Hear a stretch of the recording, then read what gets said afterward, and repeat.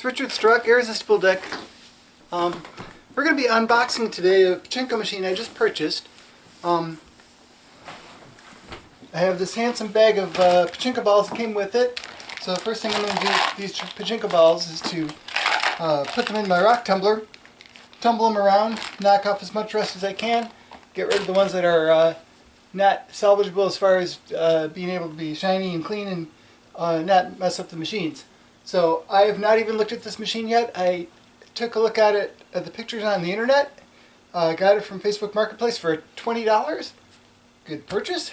But I have absolutely no idea what brand it is. I have not seen this type of mechanism before. And I'll just unpack this and kind of show it to you and maybe give you little pointers about what to look for when you purchase your own machine. I'm kind of eager to do this because it looked like a pretty cool machine, especially for 20 bucks. I think for 20 bucks you can't go wrong at all. So this is exactly as I got it. I just pulled it out of the car last night and it was late at night, so I didn't go any further. So plexiglass field. There's a couple of balls in the shooter mechanism. I'm going to knock those out real quick. Pull that lever down, and then just a gentle shooting. We're not going to put any balls in play right now.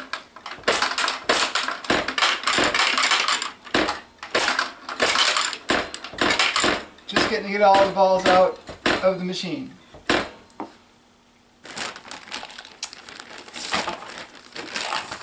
So, kind of eager to see what this one does. It's dirty, but I don't see any staining on the playfield. First thing I'll do when I do this machine is I'll pull the plexiglass out and I'll tidy it up. It is a little bit scratched up down here, or cracked. That's really not that big a deal. If I want to go and get a new plexiglass, that doesn't cost very much at the local hardware store. So really kind of splotchy. You know, if you look carefully at the playfield, you'll see that you know, it's kind of spotted and rusty looking, but I don't see anything where it's, you know, what you really want to avoid with playfields is the when they use too much soap and water or cleaning agents, and they soak into the base of the pins, and then it makes a dark spot around those, and that's a permanent part of the playfield, and you'll never get that out. So that does not appear to be the case right here. It does look yellowed. Not surprising, a lot of smoking in pachinko parlors. So the first thing I'll do, typically when I get a machine, after I put the balls in the rock tumbler, is just a vacuum. I'm going to take what we call a voodoo brush. It's a glorified paintbrush, and I'll brush whatever loose dirt I can from any nooks and crannies in the machine, and I'll take a vacuum cleaner and follow up with it. And then that will that'll be the initial thing, and then I'll get like a tub of soapy water, just a tub of soapy water, some really kind of skinny washcloths, and a pencil with a good eraser, and that'll give me a nice pointed or blunt surface that I can work into the nooks and crannies and clean up as much of this as I can. Really gritty, not too pretty. Hey, there I rhymed. Okay, so cool. That's what we got so far. I like the shiny holders here, the shiny pachinko machine holder things. And again, I'm still not seeing a manufacturer name on this machine anywhere. Toyomaru. Toyomaru. Right down here. It was kind of hard to see. Don't think I have one of those yet. But we'll see.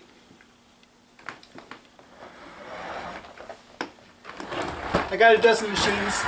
Can't keep track of everything, right? As usual, balls floating out of every possible place.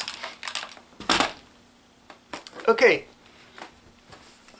So here's a couple of things I noticed right away. Here we have a,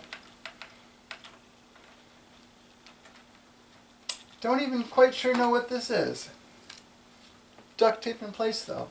And that's, this is your ball hopper tray. It pops up when, it's got a micro switch here. Pops up when the tray is empty, down when it's got balls in it. And when it's up, it disables the shooter, which we just noticed right there. It doesn't allow you to shoot balls. And that's to keep it so that we don't get any ball jams. I'll tell you right away, we have some ball jams. Right down here. And look at that, I just knocked it through, which is very handy. But that's what you want to do. This is kind of nice because it has transparent back features here, so that I can see at a glance that there's a whole lot of balls that are caught up right here, and those are what we didn't go through here. Obviously, whoever had this machine didn't know how to get how to keep this upper tray full. I don't like that that's loose, and I'll tighten that up.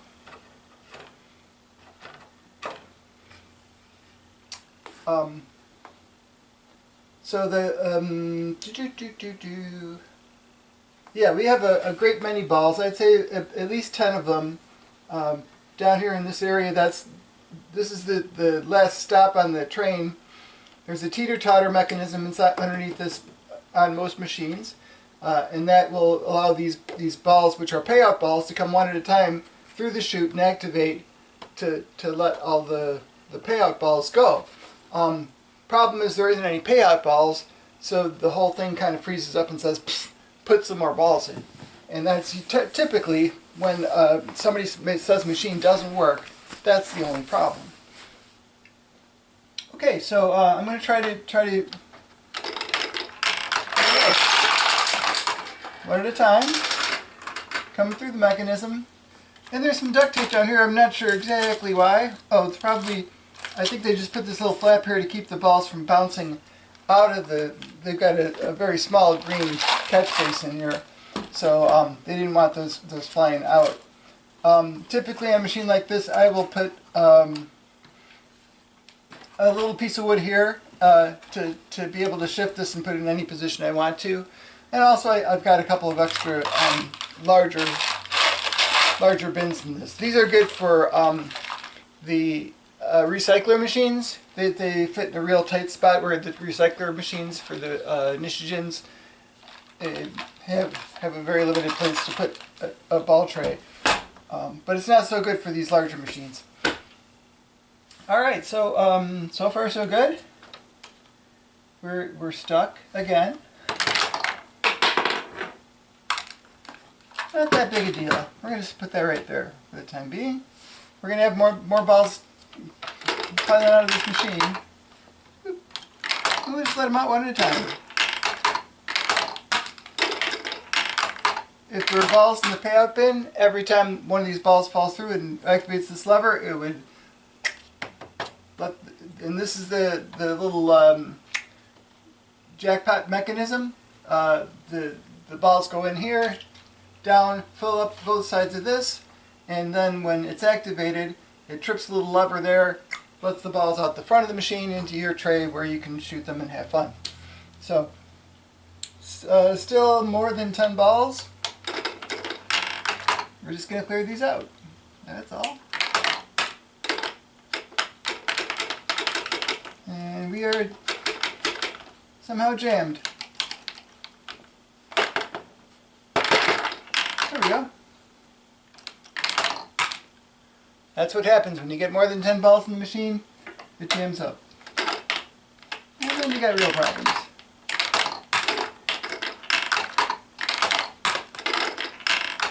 There's a little button at the bottom of this teeter-totter mechanism, and that allows you to one at a time let the balls out.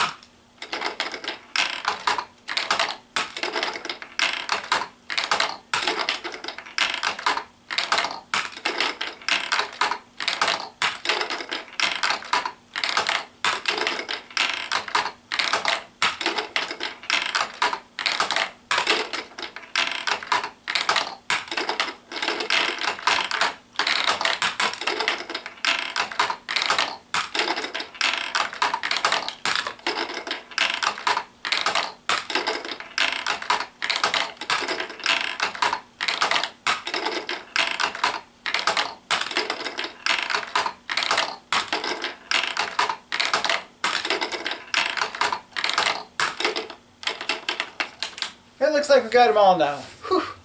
Okay, so that's a good argument against disabling this feature on the machine that locks out your shooter. Because if you do, then you get ball jams like that. The machine is designed to stop dispensing payout balls when the upper bin is empty.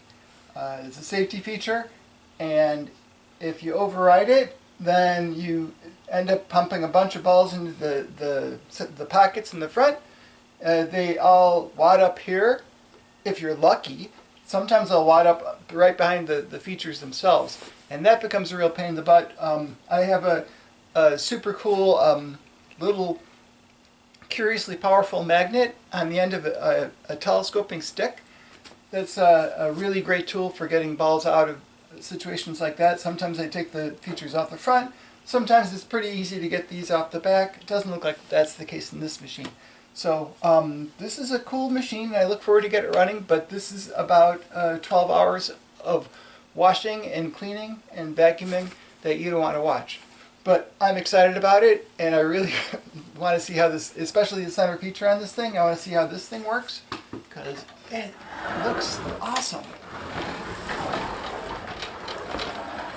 Yeah, I have a clown feature on one of my Nishigen machines, which alternates back and forth. It has a payout up here and payout up here, and it alternates back and forth to which side that it is aiming towards. It kind of looks like that might be the same sort of situation here, or I have another machine that has a motorized center feature. Really can't tell until you dig into the machine a bit to find that out. Never seen pockets like these before. These are kind of cool. They have like an insect looking or eyeball looking, sideways eyeball looking tulip feature. I like this. I like this already. And it also looks like a circular thing that blocks off. There's 3 openings in the top, this top feature, and it looks like that rotates around and blocks one or more of them, depending on which position it's in. So looks like a lot of fun ahead, and I'll keep you posted on how this this thing goes. The Toyomaru is the brand of the machine, and I'll see if I got another one of those downstairs. Not sure if I do. And thanks for watching. Hit the like button. Leave a comment if you have questions about this machine. I'm always happy to answer whatever questions I can in my limited knowledge of pachinko machines to get your thing up and running. And looking forward to posting some more videos real soon. Thank you very much.